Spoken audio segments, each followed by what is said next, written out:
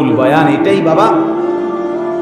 জওয়ান ভাই সবাই মিলে চেষ্টা করেন নিজেকে চরিত্রবান বানান, চরিত্রবান বানান, নিজের জীবন সুন্দর করেন।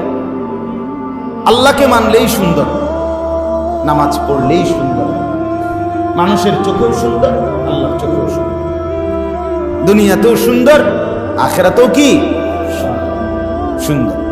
রাসূলুল্লাহ সাল্লাল্লাহু আলাইহি সাল্লাম বলেন, যাকে মুমিনরা মুসলমানরা ভালো বলে, আল্লাহ তাআলাও কি হিসাবে গ্রহণ করে? ভালো হিসাবে।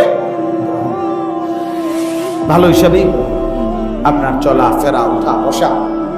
একজন যুবক, আমি সামর্থ্যবান, আমার শরীর স্বাস্থ্য সুস্থ, আমাকে কেন মানুষ খারাপ বলবে, মন্দ বলবে? কি কারণ?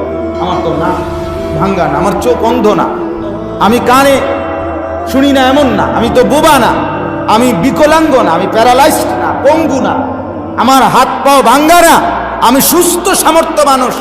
সেই আমাকে মানুষ ঘৃণা করবে কেন? আমাকে মানুষ নির্লজ্জ, বেহায়া, অসভ্য বলবে কেন? ভাইয়া বলো মিয়া। আল্লাহ তাআলা তৌফিক দান করেন, আল্লাহ তাআলা আমাদেরকে বুঝ দান করেন। আল্লাহ তাআলা কোরআনুল কারীমের মধ্যে বলেন, ইন্নাহুম ফিতিয়াতুন আমানু বিরাব্বিহিম ওয়া জিদনাহুম হুদান। আসহাবে কাহাফ, গুহার যুবক, 7টা ছেলে যুবক, আল্লাহ বলে তারা আমি আল্লাহর উপরে ঈমান এনেছিল। ওই কালের বাদশাকে বলছিল, বাদশাহ গোটা দেশবাসী আমাগো বাপ মাও যদি মূর্তি পূজা করে, আমরা এই 7 যুবক আমরা মূর্তি পূজা করব না। লান নাদউ মিন দুনিহি ইলাহান, আল্লাহকে বাদ দিয়ে আর কাউকে ডাকবো না।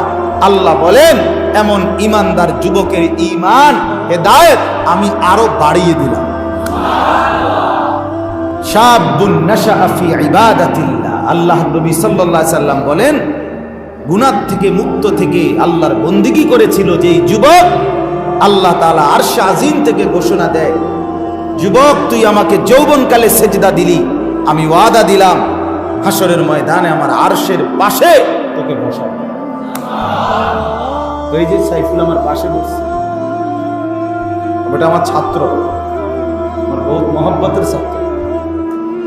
আমি যখন সোনাকান্দা মাদ্রাসায় পড়াইতাম তখন সে আমার কাছে পড়ছে, খুব খাস ছাত্রদের।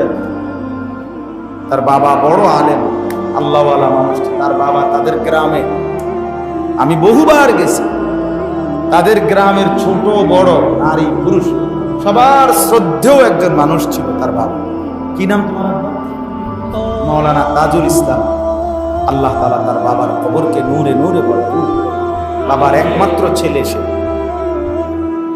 তো আল্লাহ তাআলা বলেন, যুবক আমি তোকে হাসরের ময়দানে কোটি কোটি কোটি কোটি মানুষের মধ্যে তোকে আমি আমার পাশে বসাবো, আমার আরশের নিচে ছায়া দেব। মানে কি? আরশের কাছেই কি